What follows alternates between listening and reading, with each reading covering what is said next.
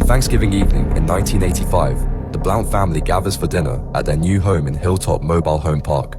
Just a few months earlier, they had left Seattle for Texas, hoping for a fresh start after Joe, the husband, struggled to maintain steady work in the area. The family of four, Joe Blount, his wife Susan, their 15-year-old daughter Angela, and 13-year-old son Robert, are joined by Joe's brother Carl and his 18-year-old son Michael to celebrate the holiday. After dinner, Carl heads home, leaving his son Michael with the Blount family. Susan, worn out from preparing the Thanksgiving meal, heads to her room for a nap, while Joe takes the three teens to a local convenience store for snacks and ice cream.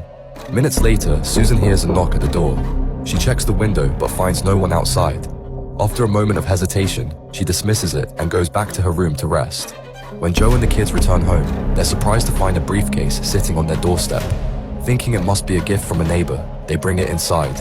The kids, curious and excited, unclasp the latches, triggering an explosion that takes the lives of Joe, Angela, and Michael. While Robert sustained severe injuries, Susan, who had been in the bedroom at the time of the explosion, was unharmed. At first, investigators considered Susan a possible suspect, but after learning the life insurance policies on Joe and Angela were minimal, not even enough to cover funeral costs, they quickly dismissed any suspicion.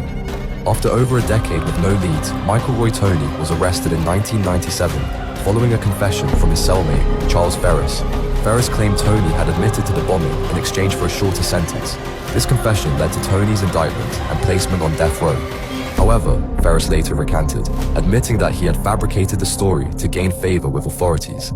The trial in 1999 featured testimony from Toney's ex-wife and others, but inconsistencies in their accounts and Toney's denial raised doubts about his guilt. In 2009, it was revealed that 14 pieces of evidence had been withheld from Toney's defense.